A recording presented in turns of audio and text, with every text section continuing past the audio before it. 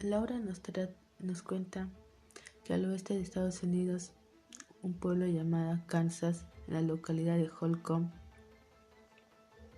en el año 15 de noviembre de 1959, en esa localidad sucedió un asesinato, que las víctimas fueron la familia Clutter. Los asesinos, que fueron Dick, Richard y Smith, el motivo del asesinato fue por el dinero. Ellos pensaban que la familia Clutter era una familia de granjeros, tenía dinero en efectivo. Al momento de no encontrar, ellos mataron a la familia Clutter, a toda la familia, sin dejar ninguna huella. Eso les complicó a los policías que se les haga más fácil el caso. Después de un descubrimiento absolutamente terrorífico en donde es hallada la familia Clutter, Perry dormía en la habitación de un hotel en Olathe. Dick estaba en casa durmiendo, ambos descansando como si absolutamente nada hubiera ocurrido, como si nada los afligiera. Pero no fue lo mismo para los ciudadanos de Garden City, quienes junto con amigos del señor Clutter se ofrecieron a limpiar las habitaciones de la casa donde había ocurrido el terrible asesinato, donde había muerto la familia Clutter.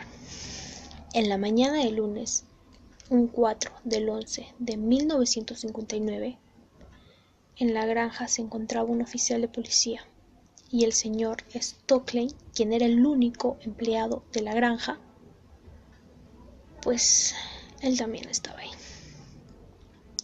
Para el señor Stockley se le hacía demasiado increíble no haber visto ni escuchado nada, y él ni siquiera podía entenderlo.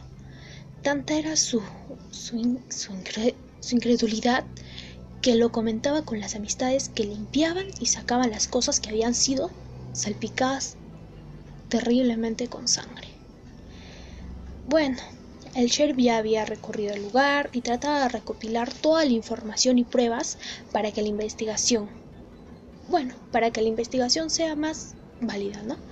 Mientras todos terminaban la limpieza, cargaron una camioneta con las cosas manchadas de sangre para después de esto poder quemarlas. De ahí el departamento de Kansas, con cuartel general de Topeka, eligió junto con el sheriff al representante de Garden City. Bueno, este tenía 47 años de edad y es Alvin Adam Dewey. Lo eligieron debido a sus buenos antecedentes, ya que era el indicado para la investigación. Pero Dewey tomó el caso personal, pues tenía aprecio, con la esposa del señor Clutter. Y bueno, pues nunca había tenido un caso similar. No tenía absolutamente prueba alguna, pero tenía muy en claro resolver lo que ocurrió en esta casa, aunque tuviera que dedicarle el resto de su vida. El sheriff y Dewey dieron una rueda de prensa, donde plantearon que se trataba de asesinatos donde se desconocía el objetivo principal. Mencionaron que el forense no pudo especificar quién había muerto primero, pero tenían claro que las horas aproximadas de los homicidios eran entre las 11 de la noche a las 2 de la madrugada del domingo de esa semana. Bueno, estos aclararon que ninguna de las mujeres habían sufrido un abuso sexual. Sin embargo, lo que había llamado la atención era la contratación de un seguro de vida el mismo día de los hechos, que beneficiaba a las dos hijas mayores. Para este caso se tenían dos hipótesis. Una de ellas era que los hechos habían sido realizados por un solo sujeto, que posiblemente conocía a la familia, pues debió conocer los movimientos de la casa, que se suponía había llegado a pie. El perro, Teddy, no había ladrado por el temor a las armas. Las líneas telefónicas de la cocina y del escritorio del señor Clutter habían sido totalmente cortadas. ¿Qué había entrado y despertado al señor Clutter? ¿Qué? Bueno, y este fue obligado a atar y amordazar a su familia, quien llevarían a Kenjob a la sala de juegos atado y amordazado. El señor Clutter fue golpeado en la habitación de la caldera y finalmente el sujeto mató uno a uno con la precaución de recoger los cartuchos vacíos. Pero surgía la duda, ¿cómo era posible que el señor Clutter no había tratado de defender a su propia familia? Era un hombre fuerte. De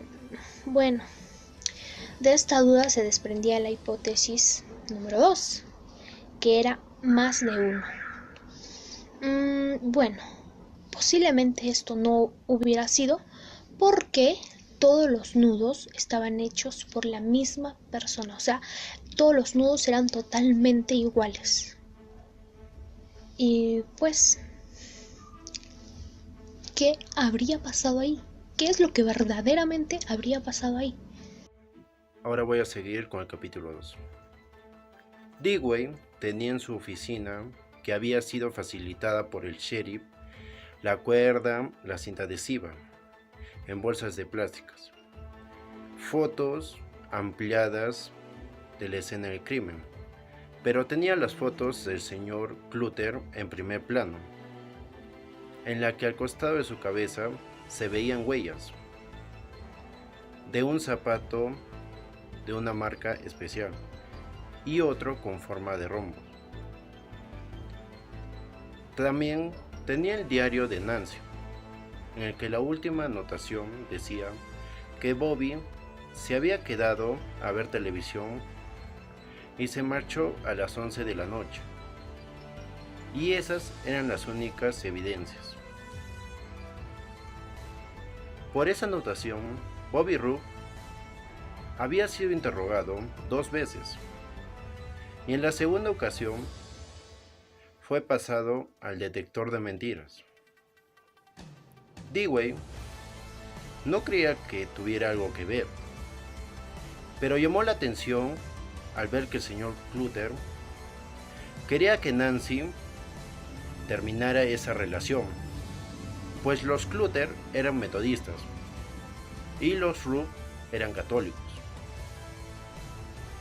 mientras que los agentes Schurz, Dunst y Nye recorrían la zona, el colegio de Holcomb, y hablaban con empleados temporales de River Play Farm, amigos, vecinos, parientes, y no encontraban nada que los guiara o diera una pista del caso. Dunst descubrió que un señor y su hijo habían tenido diferencias con el señor Clutter por transacciones comerciales. Ambos eran alcohólicos, cosa que el señor Clutter detestaba.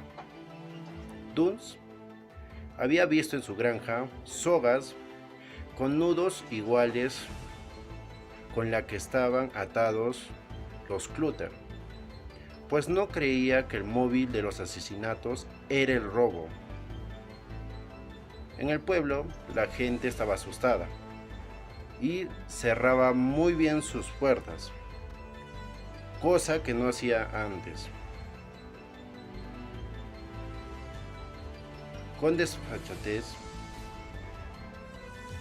Perry y Dick se encontraban lejos de todo y tranquilos, pues no había indicios hacia ellos.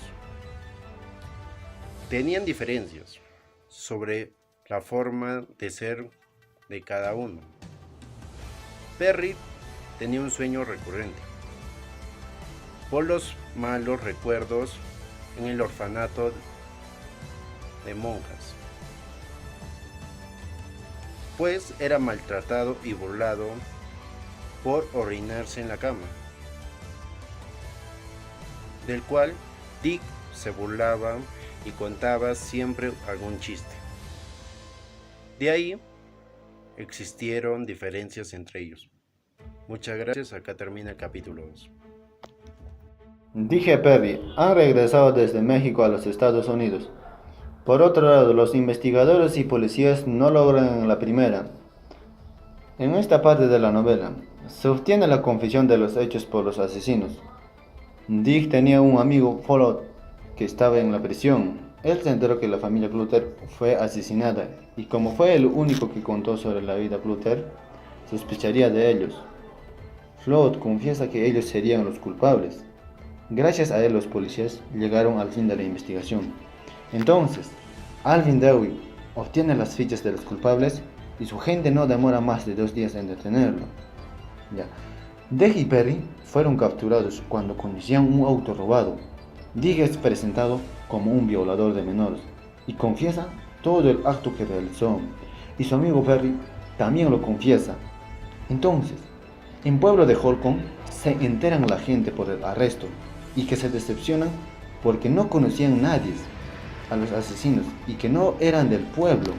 Continuando, Dick y Perry están en la prisión a esperas del juicio. Dick es mandado a la cárcel del condado y Perry a una celda de mujeres que queda en la casa del sheriff. Aquí se trata con las personas de la casa. Después de esto, Perry confiesa que mató a toda la familia Clutter para así consolar a la madre de Dick. Perry lleva un diario donde anota sobre su próximo juicio y cómo vive allí. Perry y Dick piensan en escaparse, pero no funciona. Perry piensa en suicidarse, pero tampoco funciona. Los médicos examinan a Perry y los resultados muestran que ahora y cuando cometió el asesinato estuvo de acuerdo, por lo menos legalmente. También se les asigna un abogado a cada uno. Mientras tanto, Perry se manda cartas con un hombre del ejército, con el cual después de un tiempo lo visita y comparten una comida. En esto el hombre le dice que está preocupado por su alma y le dice que solo gracias a Dios él no termina siendo un criminal. Mientras tanto, las cosas de los Clutter se subastan. Entre tanto también no se sabe, es incierto el futuro de Dick y Perry, ya que por lo menos Perry muestra que no parece ser tan malo como lo que había hecho.